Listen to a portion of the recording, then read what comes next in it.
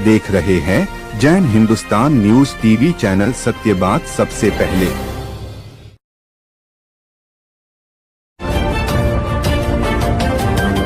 आप देख रहे हैं जैन हिंदुस्तान न्यूज चैनल, सत्य बात सबसे पहले। लाइव प्रसारण के लिए संपर्क करें।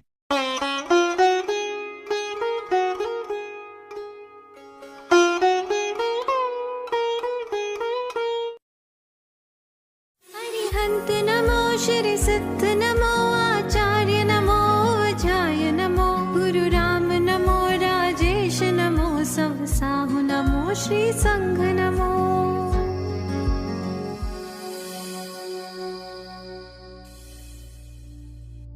श्रमण भगवान महावीर ने निर्वाण से पहले ही शासन व्यवस्था को सुचारू रूप से चलाने के लिए आचार्य पद की घोषणा करते हुए आर्य सुधर्मा स्वामी के हाथों में जिन शासन की बागडोर सौंप दी, आचार्य सुधर्मा स्वामी, जम्बू स्वामी, प्रभव स्वामी आदि से ज्ञान धारा का प्रवाह चला, उसका संरक्षण व संवर्धन कर रहे हैं भगवान महावीर के 82वें तथा हुकुम शासन के 9वें पटधर आचार्य श्री रामेश।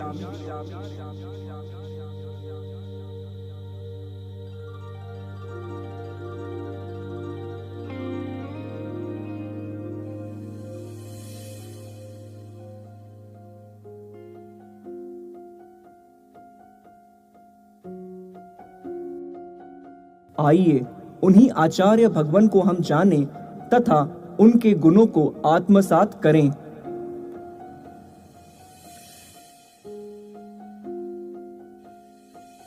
चैत्र मास, जिसमें भगवान महावीर, मर्यादा पुरुषोत्तम राम तथा वीर हनुमान का जन्म हुआ, उसी पावन चैत्र मास की शुक्ल पक्ष की चतुर्दशी को राजस्थान की तपोभूमि ग्राम देशनोक में बालक राम का जन्म हुआ। पिता सदगृहस्थ नेमीचंद जी भुरा, माता धर्मपरायण गवराबाई, 5 बहन और 2 भाई से भरे पूरे परिवार में बालक राम का शैशव निखरने लगा। राम की मेधा तीव्र थी, गणित इनका प्रिय विषय था।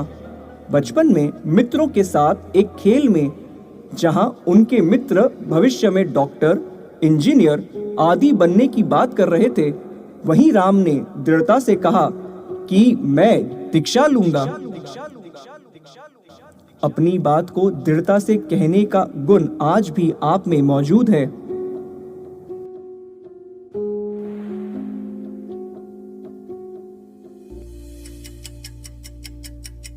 समय अपनी गति से चलता है और हमें संकेत भी दे देता है।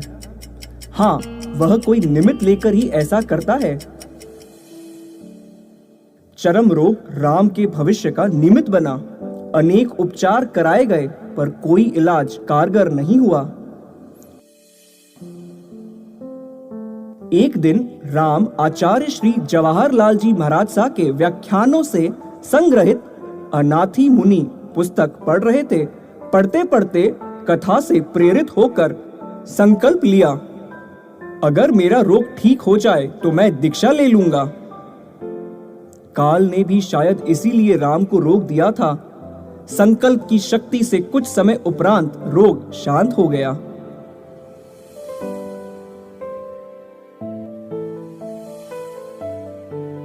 युवा राम जयपुर में आचार्य श्री नानालाल जी महाराज साहब के दर्शन हेतु गया। उनकी तप साधना से प्रभावित होकर उनसे दीक्षा लेने का संकल्प कर लिया। अब वह उनसे ज्ञानार्जन करने लगे। राम वैरागी हो गए थे। उनका एक ही लक्ष्य बना, मुझे जल्द से जल्द आचार्य श्री नानेश की शरण में दीक्षा ग्रहण करनी है। वैरागी राम ने अपने प्रियतम खाद्य पदार्थों का त्याग कर इंद्रिय विजय का परिचय दिया तथा दूसरी तरफ श्रावकों द्वारा ली गई परीक्षा में थली की तपती रेत पर खड़े रहकर सहनशीलता का परिचय दिया। हर कसौटी पर राम खरे उतरे। जैसे साधारणतः होता है, राम के पारिवारिक जन इतने शीघ्र तैयार नहीं हुए। किंतु राम की संकल्प शक्ति ने निर्णय ले लिया कि आचार्य श्री नानेश द्वारा माघ शुक्ल द्वादशी संवत 2031 को घोषित कतिपय दीक्षा के दिन ही मुझे दीक्षित होना है।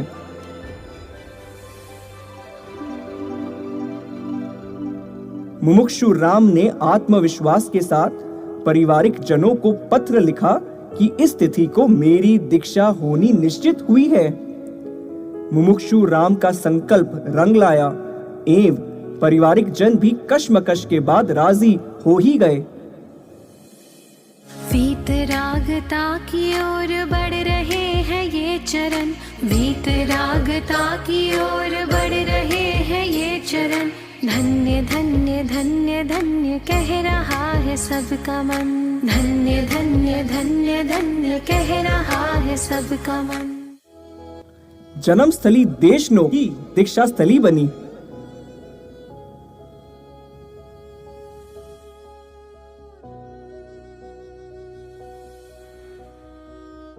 दीक्षा के बाद गुरु सेवा एवं गुरु के चित्त को प्रसन्न रखना मुनि राम का उद्देश्य बन गया।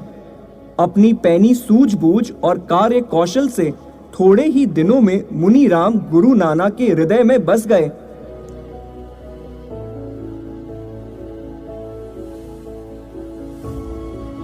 एक शिष्य और गुरु की अंतर्गता ऐसी प्रगाढ़ हो गई कि कभी नाना गुरु मन में मुनि राम को बुलाने का चिंतन भी करते तो राम गुरु के समीप आ जाते और पूछते कि भगवान आपने मुझे बुलाया। 2-4 वर्ष की स्वल्प दीक्षा प्राय होने पर भी गुरु नाना ने संघ व्यवस्था संबंधी अंतरंग कार्य मुनि राम को सौंप दिया। अंतरंग कार्य करते हुए भी वे आगमों के अध्ययन में रत रहते।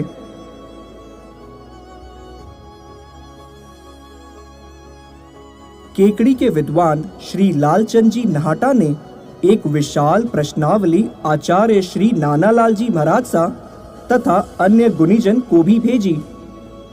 प्रश्नावली आगम संबंधित थी। आचार्य श्री ने मुनि राम को प्रश्नावली के उत्तर देने का आदेश दिया। इतने युक्ति युक्त उत्तर प्राप्त होने पर श्री लालचंद जी नाहटा इतने प्रभावित हुए कि उन्होंने आचार्य श्री नानालाल जी महाराज सा को एक पत्र लिखकर मुनि राम को परम आगम रहस्य ज्ञाता युवाचार्य कल्प विशेषण से संबोधित किया।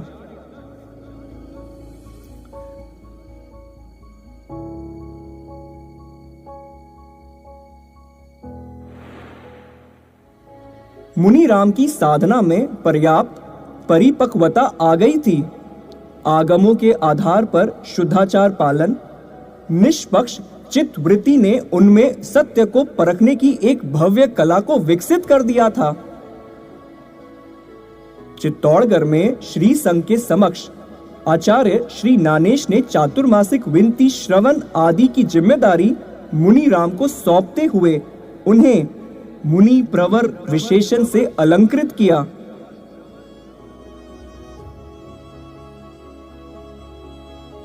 शास्त्रकारों ने धर्म संग्रह अधिकार 3 श्लोक 80-84 में दीक्षा दाता के गुणों का उल्लेख किया है।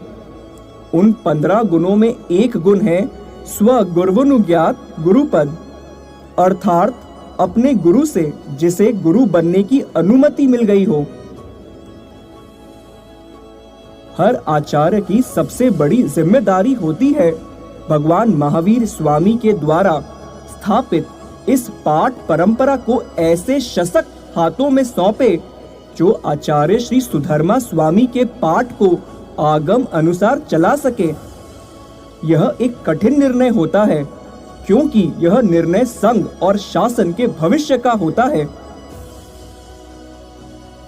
जैसे जैसे आचार्य श्री नानेश वै के पड़ावों को पार करते गए, चतुर्विद संघ का मानस भविष्य का विचार करने लगा।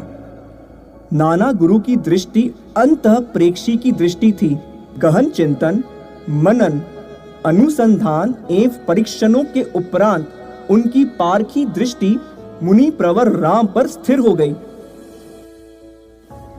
उन्होंने बीकानेर के जूनागढ़ में फाल्गुन शुक्ल तृतीय संवत 2048 दिनांक 7 मार्च 1992 को हजारों की संख्या में आए श्रावक श्राविका तथा संत सतियों के सामने मुनि प्रवर राम को युवाचार्य पद प्रदान करते हुए उन्हें सुधर्मा स्वामी के 82वें तथा हुकुम संघ के 9वें पाठ का भावी आचार्य घोषित कर दिया। राम आ गए हैं, गुरु राम आ गए हैं, राम आ गए हैं, गुरु राम आ गए हैं। सन 1994 बीकानेर में युवाचार्य श्री रामलाल जी महाराज साहब ने प्रवचन के दौरान व्यसन मुक्ति का संदेश दिया।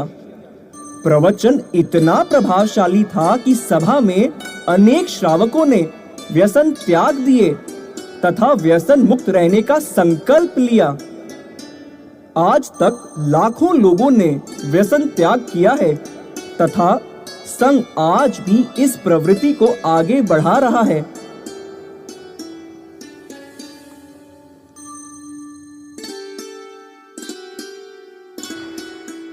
युवाचार्य श्री संघ तथा शासन की व्यवस्था की सार संभाल करते हुए नाना गुरु के स्वास्थ्य संबंधी कार्य भी संभाला करते। नाना गुरु के 1998 के चातुर्मास उपरांत 1999 का चातुर्मास भी प्रतिकूलतावश उदयपुर में हुआ।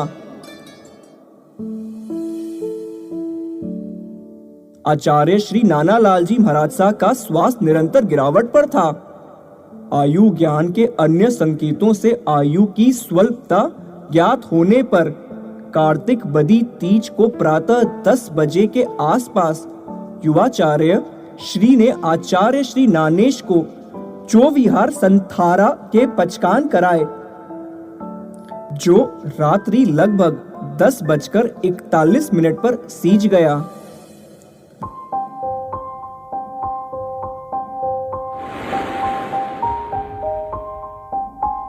रात्रि में उसी समय पर युवाचार्य प्रवर श्री रामलाल जी महाराज साहब को उपस्थित मुनियों ने आचार्य पद की चादर धारण कराई। अब 1008 आचार्य श्री रामलाल जी महाराज साहब के जीवन का नया युग प्रारंभ हो गया।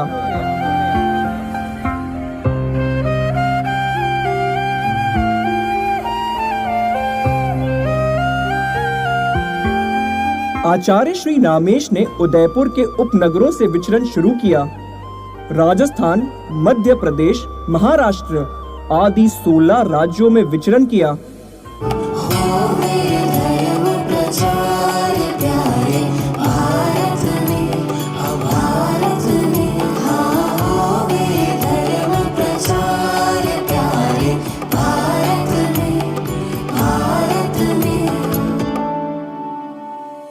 संत गुणी जन जितने आवे, सारे उनसे लाभ उठावे, लेवे जन्म सदा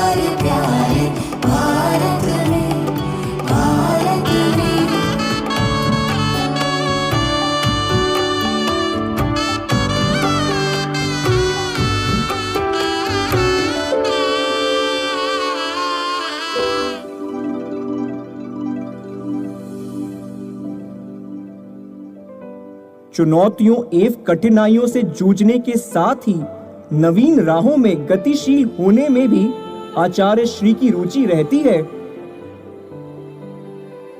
पूर्वांचल की ओर आचार्य श्री के कदम बढ़े। अपरिचित मार्ग, नए लोग, नई भाषा, नया आहार, नया मौसम, लेकिन एक चीज पुरानी थी, वह थी शुद्ध संयम की आराधना। परिस्थितियों के नाम पर संयम से समझौता नहीं।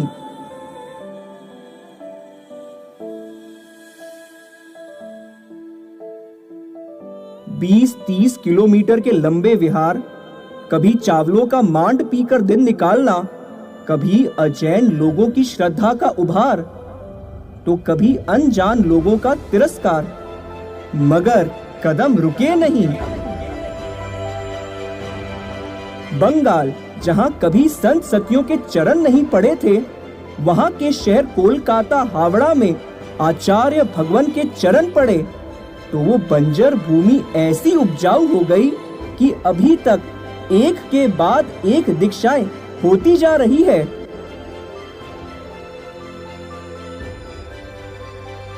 इस क्रम में श्री समिया श्री जी, श्री सम्या श्री जी, श्री संभव्या श्री जी, श्री सुश्रिया श्री जी, श्री निर्वाण मुनि जी, श्री सुविराज श्री जी, श्री लव्यशा श्री जी, श्री शशांक श्री जी, श्री रामरया श्री जी महाराज सा दीक्षित होकर शासन की प्रभावना कर रहे हैं।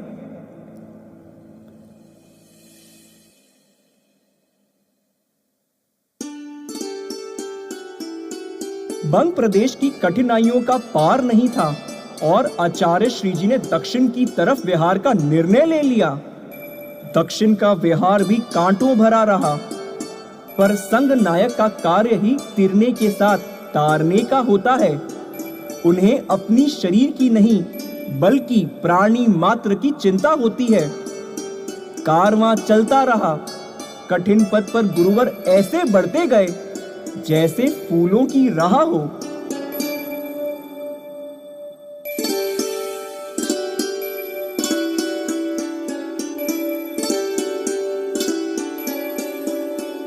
आगमिक क्रिया अनुरूप संग चले, इस पर आचार्य श्री का विशेष ध्यान रहा। बड़ी सादड़ी चातुर्मास में मीमांसा परिषद की योजना बनाई तथा साधु साध्वियों को उदयपुर की तरफ बढ़ने का संकेत दिया। उदयपुर में मीमांसा परिषद हुई। संघ में नए नए आयामों के साथ पुराने निर्णयों को भी फलीभूत करने लगे। ज्ञान, दर्शन, चारित्र की अभिवृद्धि हो और शासन के चारों पाए लाभान्वित हों। हिंसा कहीं भी किसी भी रूप में हो, ऐसा जैन दर्शन स्वीकार नहीं करता। श्रावक पहले बिना मुख वस्त्र लगाए ही संत सतियों से वार्ता करते थे। इससे वायु कायों के जीवों की विराधना होती थी। आचार्य श्री ने मुख वस्त्र का धारण करना अनिवार्य कर दिया। पूर्व में व्याख्यान में दरी पर बैठने वाले ज्यादा होते और सामायिक में कम। आचार्य श्री ने श्रावकों से आह्वान किया कि व्याख्यान में ज्यादा से ज्यादा लोग सामायिक वस्त्र धारण करें।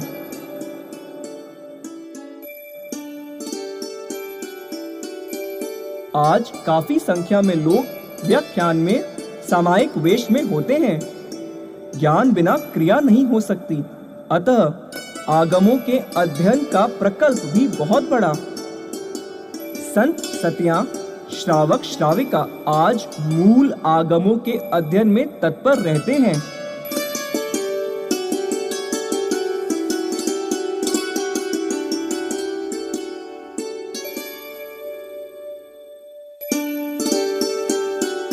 श्रेष्ठ प्रवचन वही है जिससे सुनकर श्रोता में सम्यक दृष्टि भाव, श्रावकत्व एवं मुनित्व का भाव उत्पन्न हो।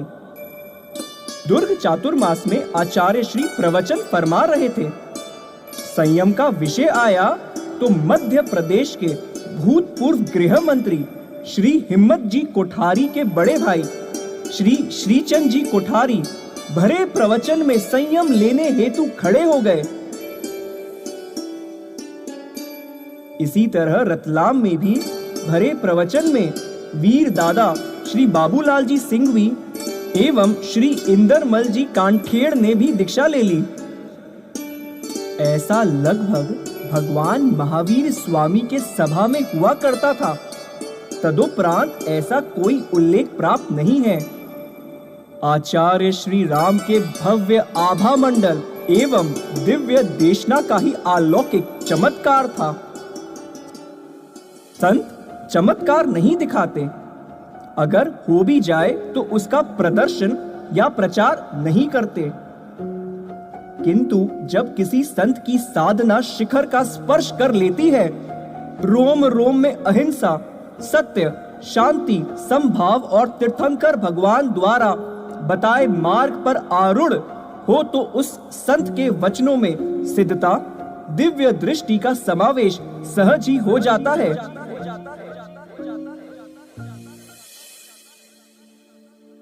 श्रीमद जैनाचार्य पूज्य श्री 1008 श्री रामलाल जी महाराज साहब के साथ ऐसा ही कुछ है।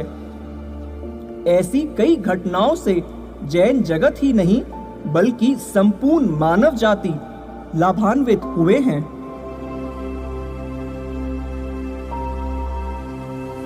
परंपरा रही है कि आचार्य श्री दिसंबर जनवरी के माह में आगामी होली चातुर्मास तथा होली चातुर्मास के दौरान आगामी चातुर्मास की घोषणा करते हैं। किंतु 2019 के चातुर्मास में ही आप श्री ने यह स्पष्ट कर दिया कि 2020 की होली तथा 2020 का चातुर्मास खोलने के भाव नहीं है। विचरण करते करते जहां अनुकूलता होगी वहीं होली चातुर्मास हो जाएगा और आगामी वर्षावास जिस क्षेत्र में होगा उसके लिए संघ को पत्र से सूचित कर दिया जाएगा। यहाँ आप श्री के 2 सितंबर 2019 के व्याख्यान की कुछ पंक्तियों का उल्लेख उचित होगा। आप श्री ने फरमाया, एक हवा का झोंका आया, वह पत्ता हिला और सारी पानी की बूंदें गिर गई।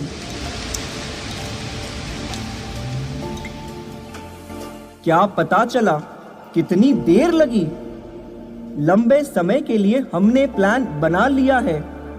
2020 में क्या करना है, 2021 में क्या करना है, कहां कहां जाना है, कौन कौन से देशों में जाना है। आज जो चीज तुमने कमाई है, पाई है, कल वह चीज छूटेगी या नहीं छूटेगी। 2020-21 के कोरोना महाकाल को कौन भूल सकता है। सोचिए, अगर शिखर पुरुष ने होली चातुर्मास न खोलने की घोषणा नहीं करी होती, हजारों लोग उस समय, जैसा हमेशा होता रहा है, होता है, एक साथ इकट्ठे हो जाते। क्या होता, सोचने से भी डर लगता है। मानव मात्र का कल्याण हो, आप श्री ने ऐसा किया।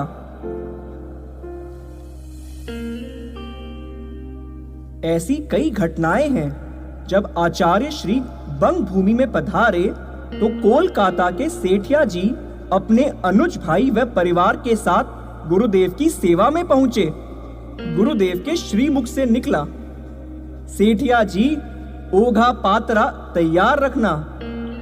क्या पता था कि 2011 में सेठिया परिवार की 2 पुत्रियां जो कोलकाता के जेवियर्स कॉलेज में पढ़ती थी, गुरु भगवान के चरणों में दीक्षित हो जाएगी। कालांतर में आपके परिवार से 2 और दीक्षा हो गई।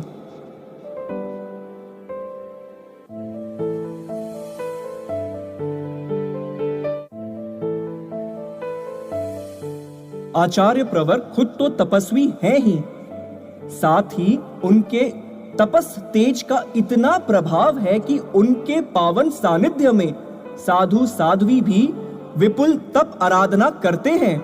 कई साधु साध्वी निरंतर बेले बेले की आराधना कर रहे हैं। एक मुनि राज ने 98 महास्कमन किए तो कोई वर्ष में 4-5 मास खमन कर रहे हैं। वर्तमान में ज्यादातर साधु साध्वी एकासन तप की आराधना में गतिमान हैं। श्रावक श्राविका भी आचार्य प्रवर के सानिध्य में विपुल तप आराधना में रत हैं।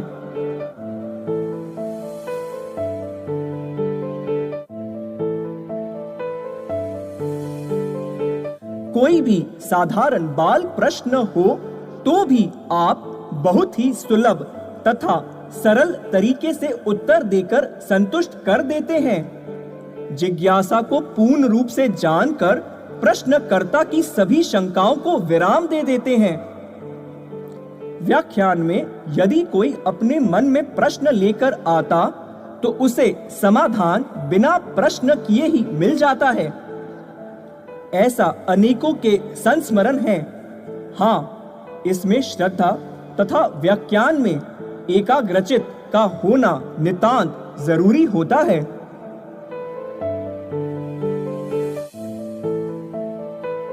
जहां आपके स्वभाव में करुणा, दया और समता है, वहीं सजगता, दृढ़ता, गंभीरता और आगमिक अनुसंधान के धरातल पर रुचि रहती है।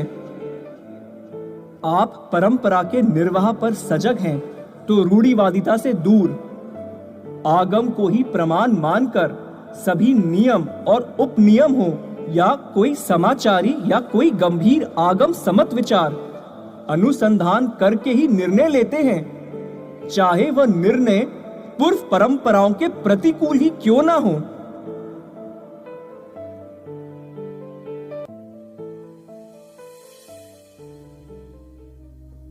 आचार्य श्री राम इस युग के एक अद्भुत व्यक्तित्व है। तप पर खिले कुंदन के समान आप श्री का जीवन संयम एवं तप की स्वर्णिम आभा से दे दीप्यमान है। हजारों की अनन्य भक्ति एवं श्रद्धा के केंद्र होने पर भी सहज, सरल एवं निर्भिमान व्यक्तित्व। हाँ, भीड़ से अरुचि है, एकांत में चिंतन, मनन, लेखन की प्रियता, अमीर गरीब के प्रति एक समान भाव, संघ के नेता एवं सामान्य सदस्य के प्रति एक सा भाव, लाग लपेट, घुमा फिराव, चिकनी चुपड़ी बातें करके खुश रखने की वृत्ति से कोसों दूर, पारदर्शी जीवन में भीतर बाहर की एक रूपता, वाणी खरी खरी लेकिन भीतर वात्सल्य से भरी, विरोधी के प्रति भी वही वत्सलता, उदारता, मस्त हस्ती सी मनमोहक दृढ़ गति, सेवा तो कूट कूट कर भरी है। आचार्य होने पर भी छोटे से छोटे काम के प्रति भी तत्परता रहती है।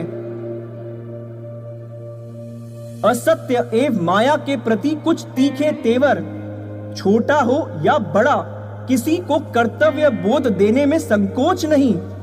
सामने वाले की श्रद्धा मुझ पर बनी रहे, अतः इससे मीठा बोलूं, ऐसे भाव से सर्वथा दूर। हाजिर जवाब, मेधा की तीव्रता, धुन के पक्के, संकटों में साहसी, दूर दृष्टा, कम से कम सहयोग लेकर अधिक से अधिक सहयोग देने की सतत सक्रियता। आचार्य श्री नानेश की कृपा किरणों से प्रकाशित आत्म साधना की वर्धमान ज्योति से ज्योतिर्मय, संघ के पुरोधा, संघ के सारथी, 81 आचार्यों के एक में दर्शन हो, ऐसे व्यक्तित्व संपन्न आचार्य प्रवर श्री रामलाल जी महाराज सा को इस अद्वितीय, अनुपम, अप्रतिम, अनुत्तर परंपरा को अंजलिबद्ध हो, नत शीश हो, भावपूर्ण अनंत प्रणतियां। आचार्य प्रवर युगों युगों तक इस भूमंडल पर गंध हस्ती के समान विचरण करते हुए, अनेक भव्य आत्माओं को दीक्षित करते हुए, जिन शासन की भव्याति भव्य प्रभावना करते रहे, यही सुमंगल मनीषा है।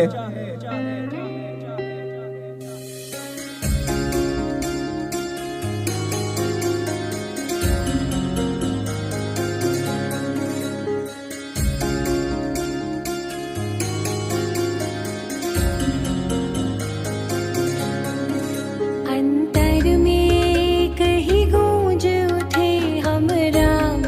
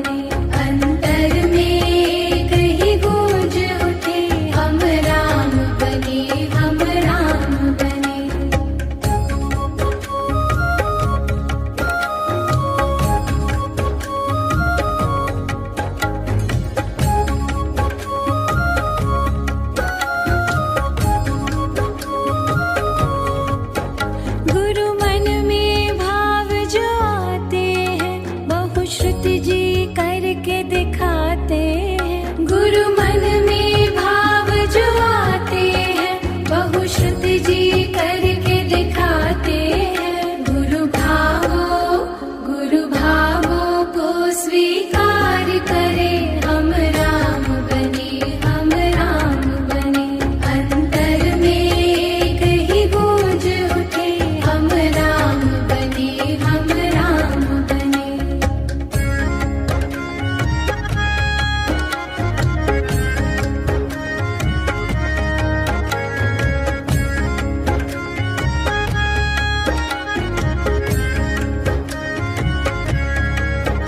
गुरु श्रद्धा बिन संयम कैसा, बिन प्राणों के तन हो जैसा।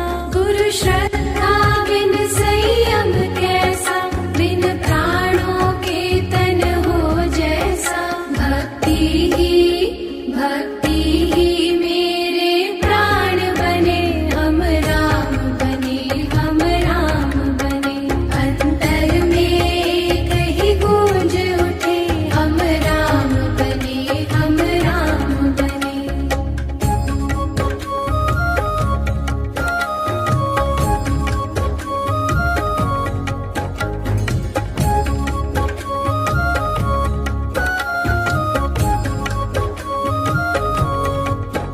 कैसी है वह गुरु भक्ति कहो, गुरु आज्ञा पर न विचार हो। कैसी है वह गुरु भक्ति कहो, गुरु ऐसे महापुरुष का वरद हस्त श्रावक संघ पर होना महान पुण्य का उदय है। आचार्य श्री जी के बताए मार्ग पर चलकर व आयामों को अपनाकर निश्चय ही दे दीप्यमान संघ, समाज व राष्ट्र भविष्य का निर्माण किया जा सकता है। हम राम बने।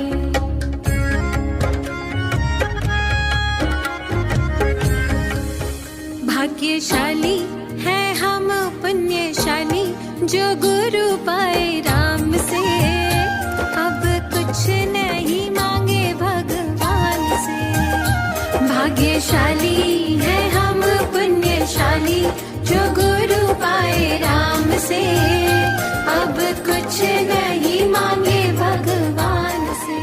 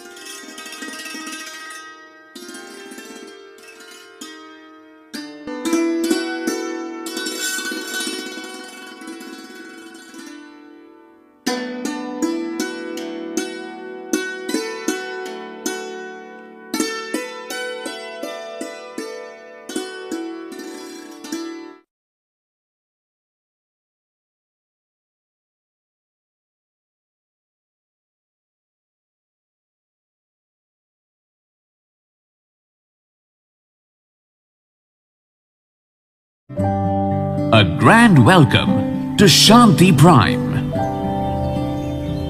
an innovation for incredible lifestyle with modern amenities and facilities for everyone.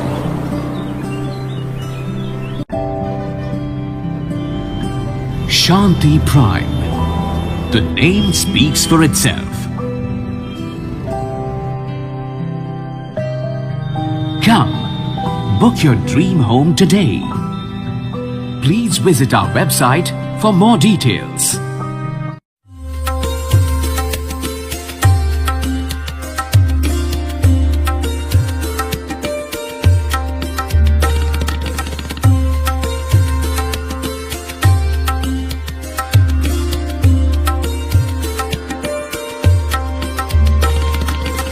Anmol collection Bikaner शहर में मल्टी ब्रांड आउटलेट रेडीमेड का भव्य शोरूम, जहां पर मिलेंगे आपको 2 साल से लेकर सभी उम्र के किड्स और मेंस कैजुअल, फॉर्मल और party wear dresses, pant shirt, T-shirt, kurta pyjama, coat pant suit, sherwani, jacket set, western outfit के साथ साथ समर और विंटर कलेक्शन की भरपूर रेंज उपलब्ध है आपके लिए अनमोल कलेक्शन में, वो भी विशेष आकर्षक स्कीम और उपहारों के साथ। पता याद रखें, अनमोल कलेक्शन, खजांची मार्केट, बीकानेर।